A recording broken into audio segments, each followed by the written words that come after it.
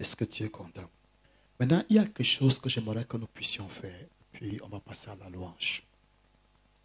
Tu as fait la main comme ça. Tu veux dire quelque chose? Je lève juste la main. Ok. Dieu ne peut pas être réel pour toi si tu n'es pas discipliné. Can I say it again? Dieu ne peut pas être réel pour toi si tu n'es pas discipliné. La Bible dit que la mouche morte ou les mouches mortes infectent l'huile du parfumeur. Les mouches mortes infectent l'huile du parfumeur. En d'autres mots, si tu vis dans le désordre, la grâce de Dieu dans ta vie ne doit pas être une bénédiction pour toi. Amen, amen. Donc, il y a la discipline que nous devons adopter. Discipline à tous les niveaux. Tu peux être là, tu ne pêches pas dans la fornication, tu ne pêches pas dans le vol, tu ne pêches pas dans le mensonge, mais tu es indiscipliné même par rapport à la maison de Dieu.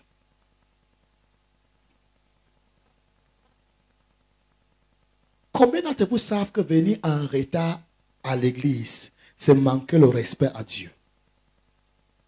Tu ne sais pas ça? Venir à l'église en retard, c'est lui manquer le respect parce que dans l'administration, quand la plus haute personnalité vient, tous ceux qui sont déjà entrés, tous ceux qui viennent après ne sont plus censés entrer. Va demander au chef Bafoussam, il va te dire. On m'a dit qu'un jour, le gouverneur était déjà là. C'est en ce moment-là qu'il vient. Et le gouverneur de l'époque a dit, hey, rentre chez toi. C'est comme ça. Donc, ce n'est pas normal que Dieu vienne avant toi. Non, je parle d'un Dieu qui est omniprésent. Ça veut dire qu'il est partout. Mais dans le sens de la diplomatie et de l'administration, il ne devrait pas venir avant toi. Tu devrais être là avant lui. Sur le plan administratif.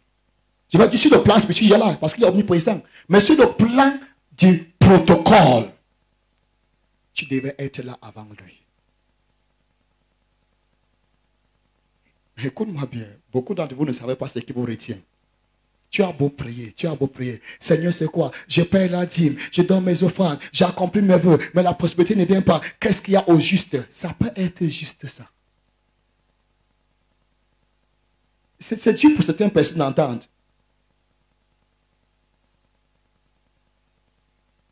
Je ne cesserai de te le dire. Avant que tu ne viennes ici, peut-être pour certaines personnes qui croient que je vais à l'église en retard. Avant que tu ne viennes ici, je suis là à 3h ou 3h30. Je reçois le roi. Je lui demande la pensée du jour. Qu'est-ce que je dois dire à ton peuple? Je touche tous les domaines. Je prie pour la chorale. Je prie pour le protocole pour que demain, quand il te voit à l'église, ne fasse que ça. Je demande la grâce de Dieu pour qu'il soit gentil envers toi. Est-ce que tu es là? Je prie pour tous les domaines. Quand j'ai fini de prier, je quitte ici à 6h ou 6h30. Je n'ai pas maintenant encore attendre devant lui. Et pendant que j'attends devant lui, il me donne la parole pour toi. Tu viens, tu entres à l'église quand j'ai déjà relâché la parole. Écoute-moi bien. C'est à quelqu'un qui connaît bien préparer. Une femme. Même les hommes, il y a des hommes qui ne préparent bien. Tu as peur de lever la main. Donc il y a des gens qui ont honte de leur nourriture. Hein, que Dieu te bénisse. Je dis, est-ce qu'il y a des gens ici qui ont confiance en eux-mêmes, qui savent préparer? Ok. Même le mets le plus succulent, le plus délicieux que tu aurais préparé, s'il n'y a personne pour manger ce mets, il n'est pas différent de ce que tu as laissé aux toilettes au matin. Parce que ça va subir le même sort dans les heures qui suivent à la poubelle. Ça veut dire quoi? peu importe la grâce prophétique que le pasteur porte le matin, s'il n'y a personne chez qui il relâche la parole, ça ne sert à rien. L'un ne même pas dans la foi dit que et la pasteur s'en vient à préparer la nourriture pour ceux dont la langue ne distingue pas le goût de la nourriture. À eu des. Regarde comment tu prépares bien. Tu fais bien ce bongo, ce ndolé, cette sauce jaune, ce watafua héros, puissamment bien à quelqu'un dont la langue a déjà perdu la saveur. Peine perdue. C'est pas vrai? Donc, je veux t'encourager, sois discipliné. Amen. Non, c'est possible. Le problème est que tu ne valorises pas encore Dieu. Pourquoi? Parce que tu n'as jamais été en retard au travail, vrai ou faux? Vrai ou faux? Au travail, tu n'as jamais été en retard. Pourquoi? Parce que tu as tu donnes un certain crédit à ton travail, plus que tu ne donnes à Dieu. Amen, amen. Et c'est quand me suit. Je ne suis pas en train de t'offenser, mais je te dis des choses qui peuvent t'aider. Parce que quand on parle de la discipline, les gens vont tout simplement, non, c'est la fornication, c'est l'adultère, tout ça c'est mauvais. Amen. Mais tu peux ne pas faire toutes ces choses et tu rates Dieu seulement au niveau de la discipline. Et si Dieu, écoute ma paix, c'est-à-dire les gens dont Dieu a tellement horreur, ça va te choquer, sont les indisciplinés. Oh, tu ne me crois pas. Dieu a horreur des indisciplinés. Il y a des personnes tellement... Écoute-moi bien, ce qui a fait que l'autre perde l'héritage. Comment vous l'appelez? Ésaü. Ce qui a fait que Ésaü perde l'héritage, le droit de naître, l'indiscipline. Son indiscipline était au niveau de l'alimentation. Il était tellement si indiscipliné jusqu'au plan alimentaire. Donne-moi de cette nourriture ici, ici. Si je ne me donne pas, je vais mourir. C'est vrai? C'est vrai? Non, il n'avait pas faim, que je te dise la vérité. Il avait seulement l'appétit. Oh my God. Can I say it the way I feel it? Ce n'était pas la famine, c'était l'appétit. Il a compris l'odeur, il a senti l'odeur de la nourriture. Il a essayé de dire que quand l'odeur est comme ça, le goût doit être comment? Donne-moi de ce merci, si, là. Sinon je dois mourir. Il dit, donne-moi ton droit de naissance. À quoi me sert le droit de naissance quand je suis en train de mourir? Comment quelqu'un qui est debout parlant dit qu'il est prêt à mourir? Il est sur le point de mourir. Non, il n'était pas sur le point de mourir. Il avait seulement un appétit qu'il ne contrôlait pas. Nous, on appelle ça un petit longatruth. Amen. C'est seulement lui. Même ici, il y a des gens qui sont indisciplinés, même au niveau de l'alimentation. Si on te dit qu'on va jeûner, tu te rappelles qu'on doit jeûner seulement quand tu as avalé 2 boules.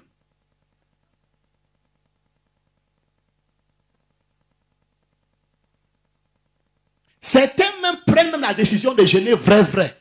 Il a jeûné le premier jour, le deuxième jour, le troisième jour, il arrive chez le voisin. Ça sent bon là. Et il casse le jeûne. Il dit, Seigneur, je veux quand même casser aujourd'hui. Comme ça, comme le jeûne, le dit que c'est 40 jours, je veux prendre 41 jours. Non, ce n'est pas le jour quelque chose avec Dieu, c'est la discipline. Est-ce que je parle à quelqu'un? Mieux encore pour ceux-là qui ont oublié. Mais toi qui volontairement, parce que tu as vu l'odeur, tu as senti l'odeur de la nourriture, on a bien dressé la table, le buffet est là. Tu dis, bon Seigneur, tu sais que si je ne mange pas, on va commencer à dire que je suis témoin. Tu commences à trouver tes raisons. Des alibis. Tu penses qu'un secteur peut désobéir à la règle parce qu'il est au milieu des gens? Pourquoi ce n'est que toi qui désobéis? Dis à quelqu'un, c'est l'indiscipline. C'est l'indiscipline. Tu dois être discipliné. Même au niveau de l'alimentation, tu dois être discipliné. Même au niveau des habits. Ça les calme. Tu ne comprends pas le sens? Il y a des personnes chez qui Dieu a donné les habits. Et les habits là les empêchent de voir Dieu.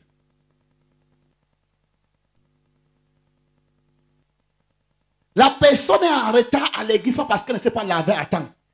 Elle sait bien laver à temps. Mais elle regarde la garde-robe, c'est tellement plein des habits. Elle essaie ceci. Elle tourne devant le miroir. Elle enlève. Elle essaie ceci. Le temps est en train de passer. Elle tourne. Elle tourne. Elle tourne. Elle tourne. Elle tourne.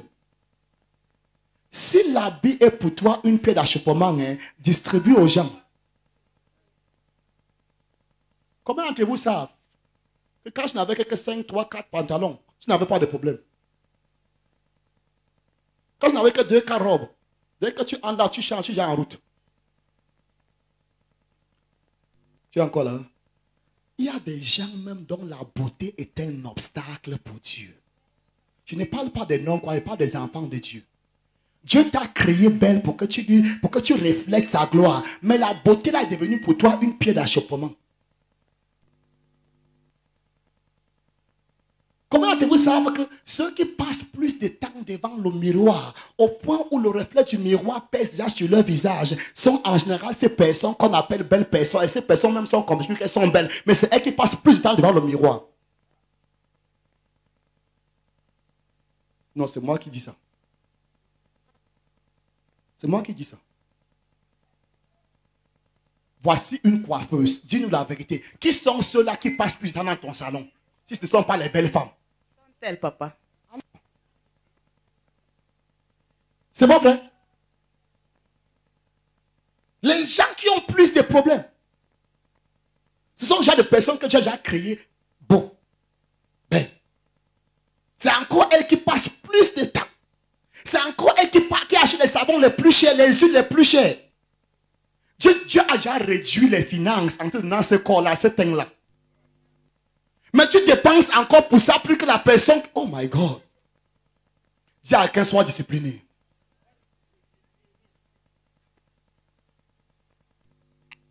Je parle à quelqu'un ici. On me regarde avec un clin d'œil. Est-ce que je communique ici? Est-ce que je suis en train de communiquer ici? Frère, ta beauté ne devait même pas être un obstacle. Ta beauté devait plutôt servir à glorifier Dieu. J'avais demandé à l'une de mes filles dans l'armée, pourquoi on vous rase? Elle m'a dit, on nous rase parce que quand on appelle, ils appellent ça quoi? Ou c'est quoi qu'on appelle à 5 ou à 5h30, tout le monde doit être présent. Hein? Au rassemblement. Tu ne dois pas être là pour que tu fasses la tête. Donc tu entres seulement à la douche, tu laves, tu essuies, c'est fini.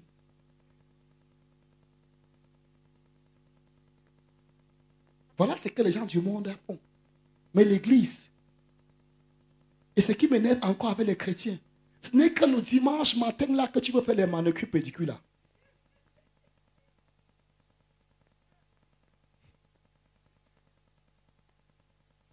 Je suis en train de mentir. Voici une coiffeuse, elle va te dire que le fait qu'elle travaille, qu'elle vient à l'église le dimanche, c'est parce qu'elle aime Dieu. Les coiffeuses ne viennent pas à l'église le dimanche. Vrai ou faux?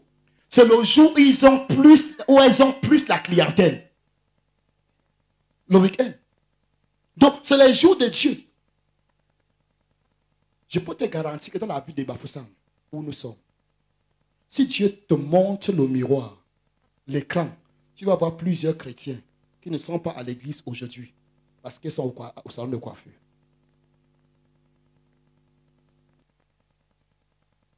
Dis à quelqu'un, sois discipliné. Dis à quelqu'un, sois discipliné. Sois discipliné. Tu as le samedi pour faire ça. Amen. Tu as le samedi. Je n'ai pas dit qu'on soit laid ou laide. Non, non, non, c'est pas ce que j'en ai dit. Amen. Mais toute chose à l'extrême, même la vérité qui est à l'extrême est un péché. Amen. Ça veut dire quoi? En toute chose, il faut être équilibré. Je n'ai pas dit que nous soyons sales. Non, surtout pas. Amen. Tu dois être propre. Mais si la propreté là est devenue la pierre de l'angle pour toi, then you have a serious problem. Am I communicating? Dis à quelqu'un, sois discipliné. Dis à quelqu'un, tu dois aller loin avec Dieu. Tu dois être discipliné. Tu dois faire des exploits avec Dieu. Tu dois être discipliné. Je vais te dire quelque chose. Même dans le monde, ceux qui réussissent sont des personnes disciplinées. Tous ces grands hommes d'affaires que tu admires, essaie de lire un peu leur vie. Tu les verras difficilement au bar.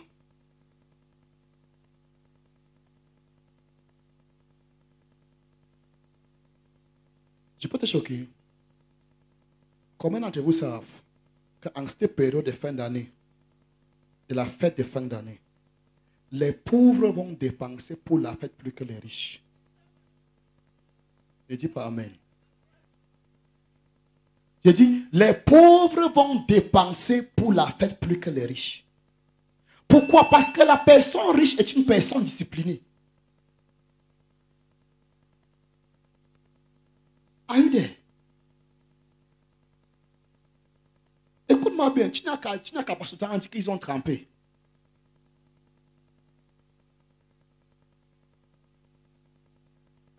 Am I communicating in here? Frère, sœur, le succès ne tombe pas du ciel. Combien d'entre vous savent que le plus grand enseignant de la grâce, appelé Paul, a travaillé plus que tout le monde? Donc la grâce ne vient pas te donner la paresse. Are you still there? La grâce ne vient pas embellir ta paresse. Paul a dit qu'il a travaillé plus que tout le monde. Par la grâce. Donc la grâce vient pour te faire te mettre debout à 5 heures. Auparavant, tu dormais jusqu'à 7 heures. Quand la grâce vient, elle te réveille à 5 heures. Quand la grâce vient, elle te réveille à 3 heures. Quand la grâce vient, elle te réveille à minuit. Quand la grâce vient, elle t'éloigne de la télé. Tu es là, tu dors, tu manges, tu vois la télé. La télé, mais encore mieux même. Maintenant, c'est Facebook.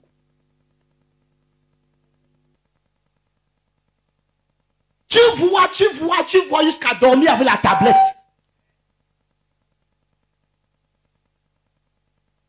Après, je lève le matin. Frère, c'est comment? La grâce de Dieu nous soutient.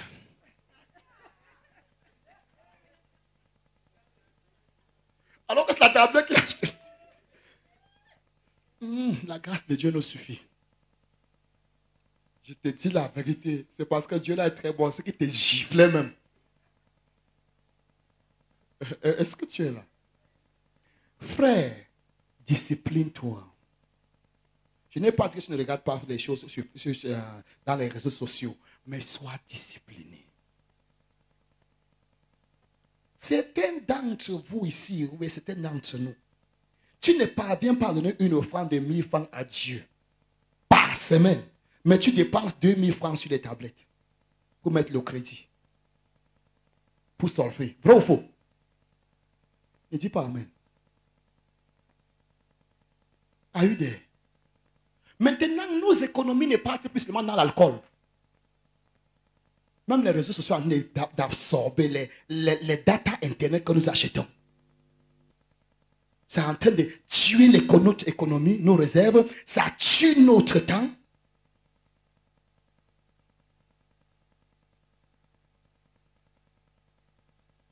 Dès que l'enfant rentre de l'école, le sac est déjà là-bas. On parle déjà sur la table, sur l'ordinateur. Écoute-moi bien. Dis à quelqu'un, Dieu t'appelle à aller loin. Mais pour que tu ailles loin, tu dois te discipliner. Tu vas sauf que tu es discipliné. Oh, ou non? Tu vas sauf que tu es discipliné. Pourquoi dois-tu dormir de 20 heures à 6 heures ou à 7 heures? Tu es même normal.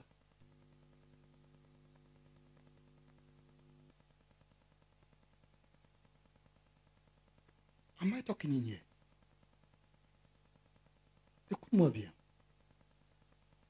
C'est pas s'il faut te dire ça. Je travaille à plein temps. D'accord? Et en tant que pasteur à plein temps, je me rassure toujours qu'un employé ne puisse pas travailler plus que moi. Et ce n'est pas pour aujourd'hui, c'est depuis environ 18 ans que je dis à mes enfants avec qui j'étais. Le travail au Cameroun, c'est 8 heures par jour. 40 heures par semaine. Et les employeurs sont fidèles pour payer le salaire. Si les employeurs sont fidèles pour payer le salaire, ce n'est pas Dieu qui ne paiera pas ton salaire. J'ai dit, le jour que tu n'as rien fait devant Dieu, c'est 8 heures. Tu vois comment je viens de dire? Je parle au pasteur qui travaille à plein temps. Certains d'entre vous travaillent à temps partiel. Amen.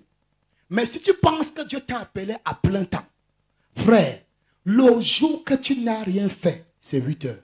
En effet, dans ma discipline avec Dieu, le jour que je n'ai rien fait, c'est 10 heures. J'ai 5 heures pour lire la Bible et j'ai 5 heures pour prier. Chaque fois que je me dis, il ne faut pas qu'on dise que les pasteurs sont paresseux et soient inclus. Am I talking to somebody? Écoute-moi bien, si je ne fais pas les 10 heures là, je ne suis pas accompli. Ma journée est gâtée. Je suis frustré. Mais quand je réalise mes 10 heures de travail, si vous comprenez n'importe où va partir. Are you there? Je ne veux pas qu'un jour Dieu me dise que tu ne payes pas le salaire parce que tu n'as pas. Frère, ce n'est que question de temps. Vous appelez ça souvent quoi dans la fonction publique? C'est toi qui es fonctionnaire ici. Vous appelez ça quoi? Quand on a fait le rappel des salaires. Quand mon rappel va venir, je vais t'appeler pour qu'on célèbre. Oh my God. I'm not getting what I'm talking about. Mon rappel va venir. Il fait ça depuis 18 ans. Et puis, il a quoi? Laisse. En un jour, Israël a eu le rappel des salaires de 430 ans. En un jour, j'aurai le rappel de 18 ans de travail. Ce n'est que question de temps. C'est parce que je n'ai pas encore construit tous les magasins pour mettre dedans. C'est pour ça que ça tarde. Oh, you are not getting what I'm talking about. Am I communicating to somebody in here? Frère, fais en sorte que Dieu ne te reproche de rien. Écoute-moi bien. Je te dis l'autre jour, il n'y a pas meilleur comptable que Dieu. Certains d'entre vous, si on te donne 200 000 aujourd'hui, tu vas appeler tout le monde, allons manger. La femme là fait bien le piment. Et quand tu entends qu'on fait bien le piment là-bas, c'est qu'il y a un bar. On ne mange pas le piment, ça on boit. Amen. Voici le grand Dieu. Il prend 5 pains, 2 poissons. Il multiplie 5000 personnes, sans compter les femmes et les enfants. Ça veut dire environ 20 000 personnes ont mangé. Je crois que j'aurais dit, je suis satisfait. Allons. Mais il a dit aux disciples, ramassez tous les miettes qui sont tombés. Et ils ont ramassé. Ils ont fait les comptes. Il a dit, écrivez. Ils ont fait le rapport. 12 paniers. Il a dit, écrivez. Toi, ton père s'est battu dans la vie, a acheté des états de terrain. Il mourait même de maladie. Il n'a pas acheté, il n'a pas vendu. Un an seulement après sa mort, tu as tout vendu. Je dis, tu crois qu'il était bête pour ne pas vendre? C'est même pour la personne pour qui on ne voulait pas vendre que la personne est venue pour vendre. Est-ce que tu n'es pas malade par hasard? Quelqu'un comprend de quoi je parle? Ton père, durant sa vie, avait des maisons. Il avait les poids des dettes sur lui. Il s'est battu d'une manière où tu ne peux payer ses dettes sans les vendre. Juste après sa mort, tu commences à chercher les clients. Parce qu'il était malade. Il ne réfléchissait pas. Je comprends. C'est parce que tu es indiscipliné. Am I talking to somebody? Ma tante est morte. À côté d'elle se trouve l'un des plus grands hôtels de Bamenda. Et le monsieur a presque tout acheté dans les environs. Arrivé sur elle, ma tante a dit niet. tu n'achètes, je ne te vends pas mon terrain.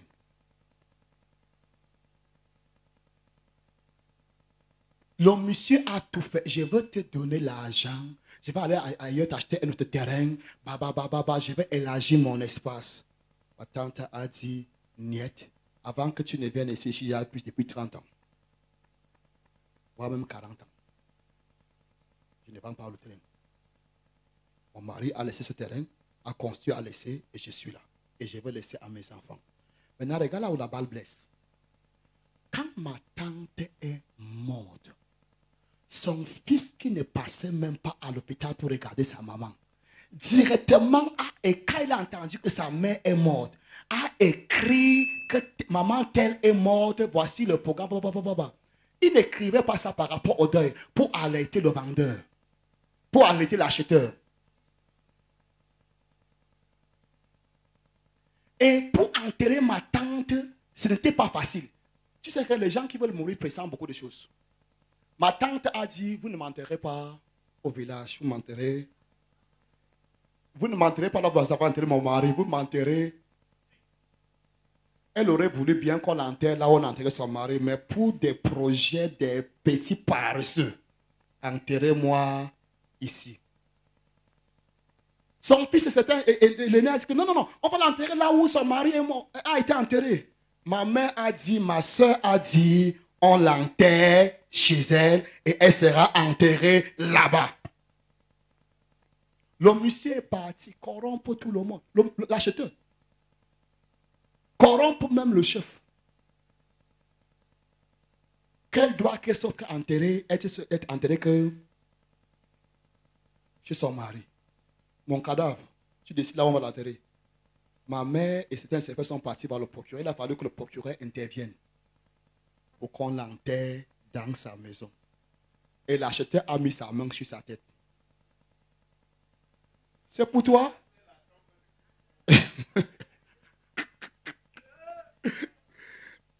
Maintenant, là où j'ai un problème, voilà comment un homme se donne tant d'énergie pour acheter un terrain parce qu'il estime que ce terrain est valable. Et toi qui as ce terrain, tu n'estimes pas qu'il est valable?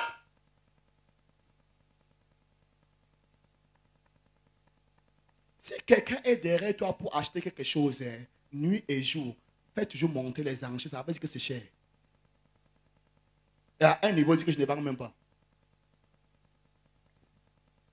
J'ai regardé les enfants de ma tante, mes cousins, que vous êtes même malade. Pasteur Kala, tu sais, quand tu vois un hôtel comme Sawa, tous ces grands hôtels à Douala, si tu mets pour toi rien qu'un petit hôtel, tu auras beaucoup de clients.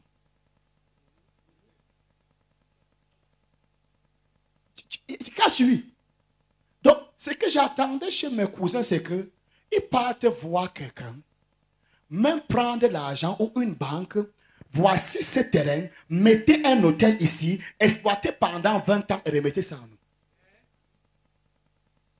Vous voyez un peu ça? Nous n'avons pas les moyens. Mais construisez nos quatre niveaux ici. Vous allez voir que tous les clients de l'hôtel là, quand ils vont arriver, écoute, je suis un voyageur. Quand je voyage, même quand tu me dis qu'il y a tel hôtel, dès que je vois un autre hôtel à côté, je regarde aussi. Et c'est que là, Dieu va te lever. Mais tu dois être discipliné. Je dis que Dieu va te lever. Mais tu dois être discipliné. Je dis que Dieu va te lever. Je vois des pasteurs qui encouragent leurs fidèles à vendre leur terrain. Frère, si tu es pasteur,